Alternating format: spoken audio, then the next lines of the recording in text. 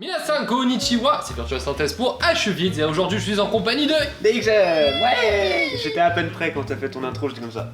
Aujourd'hui je vous retrouve pour un vlog samedi Sedachi classique, on va discuter un peu. Alors en fait DXM est chez moi parce que je lui ai proposé, il y a un YouTube Space à Paris, donc le YouTube Space c'est quoi? C'est à la fois une école et à la fois un studio. À partir d'un certain nombre d'abonnés, on peut plus ou moins souvent y aller pour tourner, pour filmer, pour suivre des cours et des formations techniques ou stratégiques, etc. Et moi j'en ai fait quelques-unes qui étaient vraiment cool. Et j'ai proposé à DXM tout simplement, je dis bah tiens, il y a plein de sessions là la semaine, dans une ou deux semaines je crois, ça s'est décidé assez vite. Presque du jour au lendemain on s'est décidé. Ouais, c'est un peu ça, et du coup je dis bah si tu veux viens chez moi parce que lui il est pas près de Paris, et puis comme ça tu pourras participer au cours. Et parce que moi ça m'avait apporté beaucoup, et du coup là ça fait une semaine, finalement toi t'as fait que 2 cours. Moi, malheureusement j'étais inscrit à 3 ou 4 cours, 3 cours peut-être. 4 t'en as retiré un. 4 j'en ai retiré un parce qu'on avait 2 en même temps, j'avais pas fait gaffe. Et celui sur lequel je m'étais inscrit la semaine à venir il s'est fait annuler. Et je ne reste pas suffisamment longtemps pour profiter des 2 derniers cours du mois. Ouais, voilà. Qui de toute façon sont pas très intéressants. Alors, Je sais plus sur quoi ça a été, je mais sais je plus crois sur que c'était pas intéressant. Mais bon, on était chez Google 2 fois déjà. Ouais, c'est sympa. Le YouTube Space en fait c'est au siège de Google et c'est dans le sous-sol du siège de Google, c'est un espace dédié aux youtubeurs. Du coup on a fait des formations assez intéressantes, moi ça fait déjà 2 semaines, j'en ai fait 5 ou 6. En vrai c'est vachement, moi j'ai trouvé ça super intéressant, déjà parce qu'on apprend des choses et que c'est des professionnels qui nous expliquent. Il y a aussi le fait qu'on est avec d'autres youtubeurs qui sont à peu près à la même maturité vis-à-vis de leur travail que nous, c'est-à-dire c'est des gens qui cherchent à professionnaliser pas mal quand même ce qu'ils font, qui veulent faire mieux, qui ont vraiment la volonté de s'améliorer et qui ont vraiment une optique de vouloir développer la chaîne en fait. C'est pas juste, il y a du plaisir, mais il y a du plaisir et en même temps il y a une prise de conscience de si je veux faire mieux, il faut que je sois rigoureux sur certaines choses, sinon j'arriverai pas à évoluer dans ce que je fais. Mais du coup, toi, t'as fait que des trucs réservés aux 10 000. J'ai fait 2 choses. J'ai fait un truc sur les repérages. Donc ouais. Je l'ai fait parce que techniquement, moi je suis plus post-production et je connaissais pas grand chose aux erreurs de repérage. Donc si un jour j'ai envie de faire une petite scénette avec une caméra, maintenant j'ai tous les outils pour savoir ce qu'il faut savoir. Faut demander s'il y a du PQ. Faut demander plein de questions à la con. Mais vraiment, on a des trucs, tu t'y penserais jamais. Tu peux demander quel jour c'est dispo, tu peux toujours demander si c'est gratuit parce qu'il y a des gens qui partent du principe que c'est payant. Tu peux demander si on peut utiliser les toilettes si tu as une équipe de tournage et que dans ce cas-là, il faut aussi demander si tu amènes ton propre bac des toilettes. Tu demandes si tu payes l'électricité, enfin plein de trucs techniques. Et j'ai fait une deuxième formation, on était ensemble, c'était juste un atelier où il fallait travailler la créativité en groupe. En gros, le principe, sans vous donner de détails parce que ça va vous faire chier, moi j'ai trouvé ça hyper enrichissant et hyper... ça te met droit dans tes baskets, genre ça te fait prendre conscience que même si beaucoup de gens pensent que du jour au lendemain tu peux devenir un youtubeur, oui et non en fait. Du jour au lendemain tu peux mettre des vidéos sur YouTube, mais tu peux pas avoir la mentalité du youtubeur tout de suite. Enfin là on était avec des groupes de 4 ou 5. On était plusieurs et en gros c'était un exercice où ils nous ont donné pendant toute une matinée et un début d'après-midi, on devait repartir à zéro et en gros on devait lancer une chaîne, littéralement. On devait trouver un thème. On devait trouver un thème, on devait tout cadrer, c'est-à-dire de bout en bout, c'est-à-dire que là vraiment en sortant de la matinée, on pouvait ouvrir la chaîne et se mettre à produire les vidéos. On avait tout ce qu'il fallait. Sauf l'argent. Sauf l'argent. Ouais, mais ça c'est un peu le problème.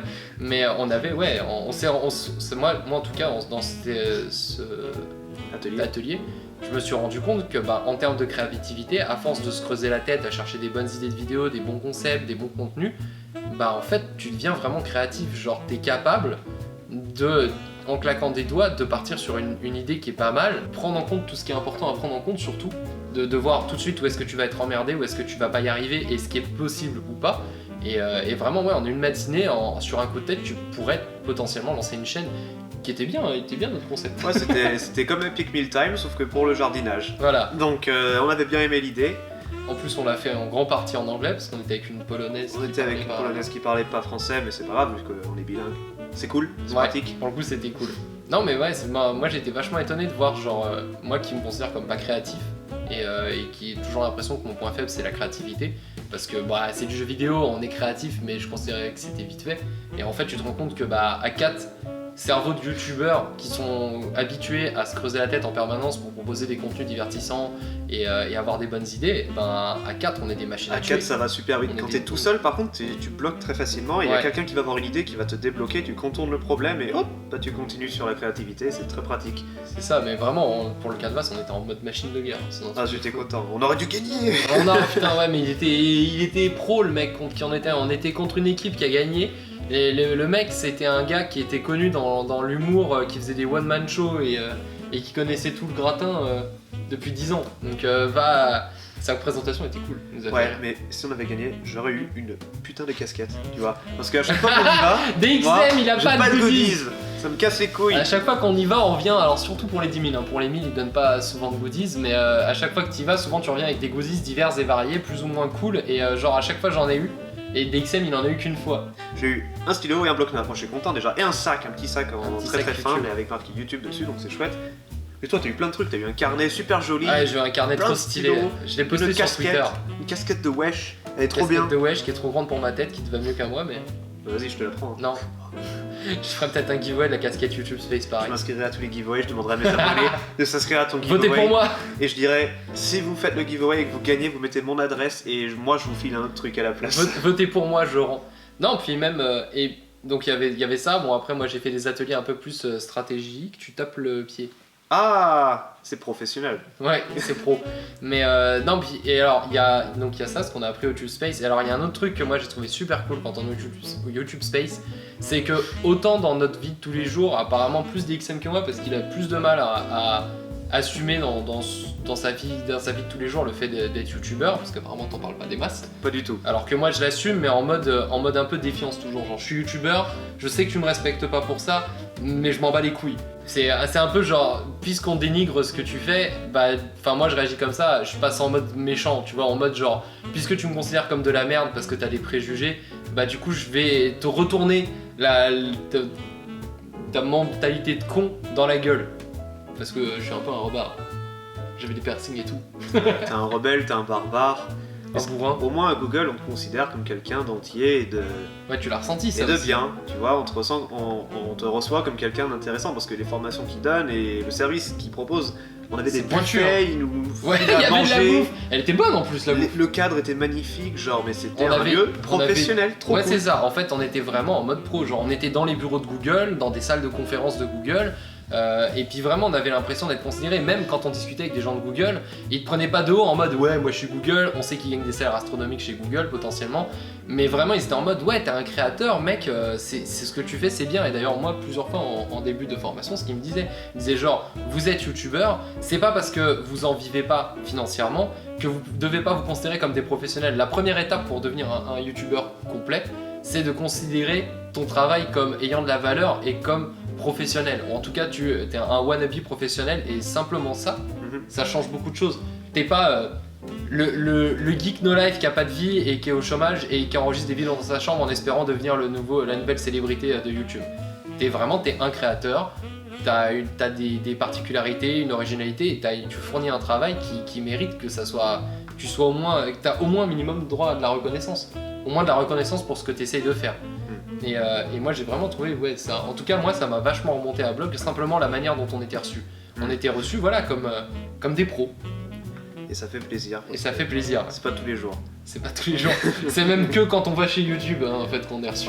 Oui, bah voilà, moi je vais jamais à Paris parce que j'habite pas par ici. Et là, que des bonnes expériences quand j'arrive à Paris, donc.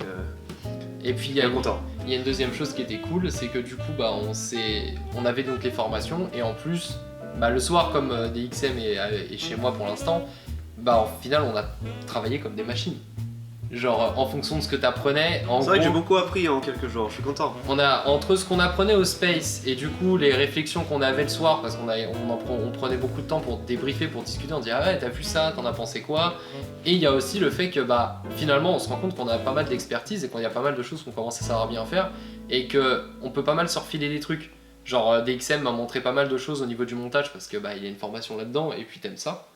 Donc il m'a appris pas mal de trucs et moi à l'inverse j'ai appris d'autres choses plus sur tout ce qui est stratégie parce que bon vous le savez pour la plupart hein, mais je suis un gros marketeur à la base, j'ai une formation de marketing donc j'aime bien les chiffres et j'aime bien vendre des tapis 3 fois trop cher à des gens qui en ont pas besoin. C'est mon métier, c'est ma passion. Mais non mais sans déconner, genre on se refile pas mal de tips et puis aussi la réflexion à deux, genre t'es en train de faire un truc, tu me dis putain je sais pas quoi faire et du coup tu viens voir, tu dis ah ouais mais est-ce que finalement c'est pas mieux de faire comme ça, t'en penses quoi? Et tu dis ah ouais c'est pas mal de le voir comme ça, bah du coup je vais plutôt faire comme ça, t'en penses quoi? Tu dis ouais je pense que ça, de mon point de vue ça a l'air pas mal et c'est vrai que finalement un youtubeur... Juste l'échange, ça crée des trucs. Juste l'échange, genre un youtubeur c'est bien, mais genre 2 youtubeurs... Non, pour financer notre colocation... Ah oui à Tulle. En fait on est parti dans un trip en mode on n'a pas la fibre donc on peut pas stream et on est tous les deux, on aime bien le live stream. Enfin moi si je pouvais faire plus de stream, je préférais plus de stream et moins de vidéos pour concentrer mes vidéos sur juste de la pure Deutsches Qualität, genre de la bonne qualité. Et on a un problème tous les deux, c'est que bah, on habite chez nos parents et en plus bah, on n'a pas la co, on n'est pas indépendant et on n'a pas spécialement la place. Enfin je peux pas aménager l'appart de mes parents, la maison de mes parents en fonction d'un studio avec un décor. Et on s'est dit que ça serait pas mal d'avoir une gaming house du clochard à Tulle, parce que Tulle c'est pas cher vu que c'est à la campagne et qu'il y a la fibre. Et donc du coup voilà, on a regardé un peu. Alors on va en Allemagne et on mange des saucisses. Ouais, on peut aller en Allemagne, on boit de la bière, on mange des saucisses. Moi ça me va. Et on fera des streams avec Linda, une grande blonde à forte poitrine d'1m95 Waouh. et 110 kg. Ah non, peut-être pas quand même. Ah remarque quand t'arrives... Non, même à 1m95, Non, 110 kg ça fait beaucoup. 110 kg même sur là, c'est une montagne. Ça commence à faire... là, genre... elle te ramasse, elle te pose dans ton lit, elle te fait un bisou, c'est la sieste. Hein, mais non, mais c'était une expérience vachement intéressante. Et puis du coup c'est bien parce qu'on peut tourner ensemble. Bah là tu vois c'est bien. Pour une fois, moi j'ai pas d'appareil photo et ça m'embête un peu parce que du coup maintenant j'ai un peu envie de faire des vlogs. Mais ça coûte cher les appareils photo et du coup moi je suis là, j'ai pas envie de dépenser parce que j'ai pas envie de dépenser. Mais en vrai il suffit que tu joues au poker. Ouais mais non mais le poker, si je gagne du sous pour le poker c'est seulement pour monter en limite et je commencerai à toucher une fois que je serai à la limite où je veux donc Mais non mais ouais c'est vrai que c'est intéressant sur les deux plans, le fait d'être pendant un certain temps avec un youtubeur en permanence et le fait d'aller au YouTube Space, c'est le combo gagnant. D'ailleurs si vous êtes youtubeur, vous avez à partir de 1000 abonnés, vous pouvez participer à des formations au Space, donc il y en a moins qu'à 10 000, il y en a encore moins qu'à 100 000, mais franchement n'hésitez pas à le faire, genre c'est ouvert à tous. Et les formations, faut pas le prendre comme en mode ça va être pour débile ou ça va pas m'intéresser parce que je suis meilleur, genre vous aurez toujours un truc à apprendre et qui plus est vous pouvez poser des questions et vous avez affaire à des vrais professionnels, genre franchement les mecs de YouTube, bon là on a de la chance hein, on était avec 2 mecs qui venaient de Londres qui du coup sont à la stratégie Google et qui du coup sont vraiment des tronches, genre c'est des mecs qui pèsent dans YouTube tu vois. Mais eux ils étaient carrément force de proposition, genre ils savaient de quoi ils parlaient. Bah, ils savaient mener une petite mini-conférence et comment faire travailler des groupes ensemble. Ouais. C'est une méthode d'enseignement pas à la française mais plutôt à l'américaine. Ouais, tu l'as senti comme ça, moi je sais pas, j'ai jamais vu les méthodes américaines mais... Tu voyais franchement c'était clairement une autre façon d'enseigner, une façon d'approcher les gens plus adultes en fait. Ouais. Un enseignement beaucoup plus adulte et beaucoup plus relax, genre il y a une meuf qui arrive en retard, bah, ils s'en battaient les couilles, c'était pas leur rôle de faire la police, ils disaient vas-y tu rentres parce qu'on comprend que tu peux être en retard à Paris parce que c'est relou Paris. C'est la merde.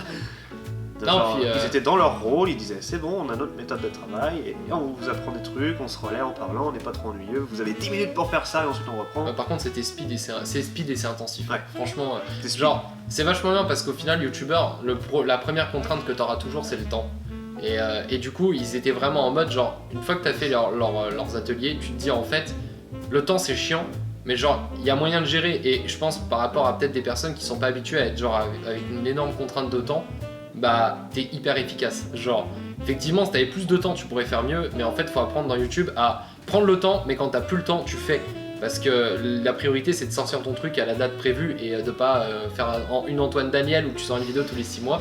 Et ça c'est vachement bien, finalement on est des machines de guerre hein, sans déconner. Pas encore. Théoriquement. Bah en termes de planning on tient bien, en tant que youtubeur gaming, le mec il disait les youtubeurs gaming c'est genre ceux qui sont le plus en mode sum permanent à cause du temps. On a quand même choses à côté. On a quand même fini de monter des vidéos à 4h du matin. Moi j'ai pas fini. T'as pas fini encore? Bah non, ça lag à mort et je vais ouais. m'y mettre. En fait, il bosse sur son portable, donc c'est vrai que c'est vraiment pas les conditions optimales. Mais ça va. Ça gère. Ça se gère. Donc voilà. Bah du coup c'est tout pour ce vlog, j'espère que ça vous a plu ce format. Alors du coup DXM qui a du mal à se lancer à faire des vlogs, bah comme ça il aura fait un vlog avec moi, puis la prochaine fois vous pourrez aller le harceler sur sa chaîne, les fans de DXM, les abonnés. Dites-lui d'en faire plus comme ça parce qu'il hésite, parce qu'il lui faut tout de suite le bon éclairage, la bonne caméra, la bonne lumière, le bon son, le bon décor, les bons habits, le maquillage, etc. Bah, jusqu'ici on a les lumières, le trépied, le machin truc, ça a l'air bien carré, moi j'ai pas tout ça. Mais tu t'en fous, tu commences à l'arrache. On te reprochera À pas. l'arrache. On te J'ai rien. reprochera pas. En vrai, on te reprochera pas de commencer pas terrible parce que c'est juste le matos, genre c'est pas la volonté qui te manque, c'est juste le matos. Et puis du coup, ça te laissera de l'amplitude pour montrer à quel point t'améliores la qualité de ce que tu fais avec l'habitude et avec l'argent des abonnés, l'argent des dons des abonnés, donner de l'argent aux youtubeurs. On a besoin pour manger autre chose que des pâtes. Non, sans déconner. Mais non mais c'est ça, genre c'est plus dur par exemple si tu pars sur un setup haut et que t'arrives pas à tenir, ou que c'est trop chiant, ou finalement tu l'as loué et la fois d'après tu l'as pas, et du coup t'as une chute en qualité, genre c'est plus choquant pour les gens. Vous direz ce que vous en pensez dans les commentaires. Voilà. Dans tous les cas, les gens, là on est sur ma chaîne, donc abonnez-vous à ma chaîne et abonnez-vous à la chaîne de DXM parce qu'il va faire des un vlogs. petit montage. Non, ça, c'est non, pour non, aller à ma non, chaîne. Putain. Vous allez sur ma chaîne. Moi je m'en fous, je vais incruster ça comme un gros porc, je sais pas faire du motion. Et donc ouais, abonnez-vous aussi à sa chaîne, motivez-le à faire des vlogs, vous verrez, je suis sûr qu'il Allez-y, peut faire des trucs super sympas. motivez-moi, j'ai besoin de vous. Motivez-le. Et puis grâce à moi, il va se mettre un peu à utiliser Facebook, donc vous allez pouvoir le spammer et le stalker sur Facebook. Je me remets sur Facebook, les gens, c'est mon but pour l'instant. Je l'ai boosté en social management là. Je suis une machine de guerre maintenant. Maintenant, je vais pas vous décevoir. Il va pas vous décevoir, sinon je serai là. Vous venez me voir quand il arrête de faire des trucs sur Facebook, j'irai le réveiller. Et dans tous les cas, on se retrouve bientôt pour un nouveau samedi, c'est Dachi. Ciao. Bye bye.